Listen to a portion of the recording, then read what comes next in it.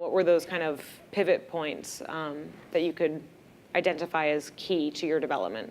I came to New York a little over 6 years ago, finished up school at University of Delaware, and I got my degree in neuroscience and moved to the city and started working in research. Super funny. Yeah.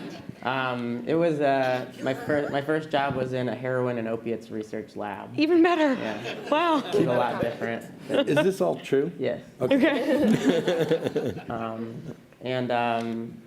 It was the research was, I guess, somewhat interesting to some people, probably not a lot of people, but it left me with like a lot of free time also after putting in data sets and stuff like that.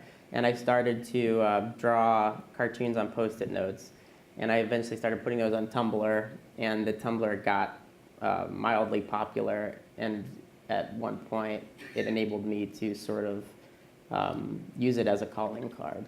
And when I stopped working at the lab, I started interning at at a production company called Landline in Brooklyn, and they were familiar with the Tumblr, and they wanted to collaborate on something, which ended up being Waco Valley, based off of some like cartoons with dinosaurs in them. And that just led from just sort of like gathering moss from like a cartoon to, from like a illustrated thing to an animated thing. And then it just kept sort of getting bigger. But the first thing was like leaving research to do creative stuff. I was actually a spoken word poet for 6 years. I did that in college, and I competed nationally, and then I graduated college. I went to college at SUNY New Paltz, and then I graduated and did spoken word poetry in the city. And I just felt that it wasn't really like for me. And I invested a lot of time. I actually had a book deal and everything, and I was like, this isn't really for me. I'm 22, and I don't know what to do with this. I don't know. I don't feel like I'm in the right path. So I was researching comedy. I wanted to be a comedian ever since I was very young. And I found UCB. I just Googled Amy Poehler, maybe, in my parents' house. I think that's what happened. And I was like, I have the confidence from being a spoken word poet and being on a lot of stages to go, okay, I think I can get on a stage, and I think I can write sketch comedy.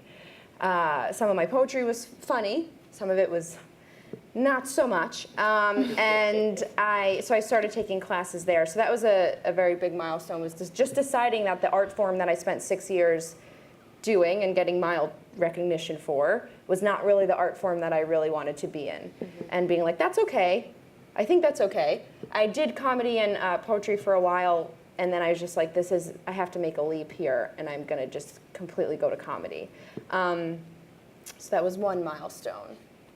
I went to Syracuse University, and I was a public relations major, so I was gonna do that. And then I started doing improv in school, and I really liked that. So then when I moved to New York, I was doing improv, but I actually thought I wanted to be in production or kind of behind the scenes, like a producer or something like that. So I was a page at The Late Show with David Letterman, and then I started working at MTV, and I was in development. I was an assistant in development, and I was like, this is really cool. I think I want to help develop shows. And then my boss kept telling me, find talent on YouTube. Find me talent on YouTube.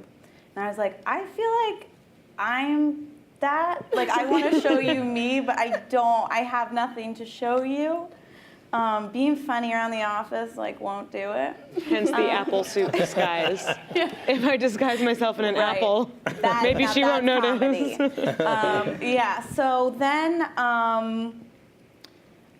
long story short, I actually got fired from that job because Thank God.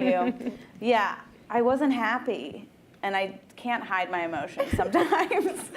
So that sort of restarted me, and I just figured, I'm on this clean path. I might as well do what I think I want to do, which is be a part of the creating and the funny, and be on the side that is in the limelight or the camera is on. So then I yeah, I just sort of decided I was going to take jobs that are very much 9 to 5s, or I get out when I want, or it's my schedule, and that way I can make all the creative meetings, auditions, anything like that. And that was like a big milestone for me. So get fired is what I'm saying. Right? Yeah, I Good got tip. fired.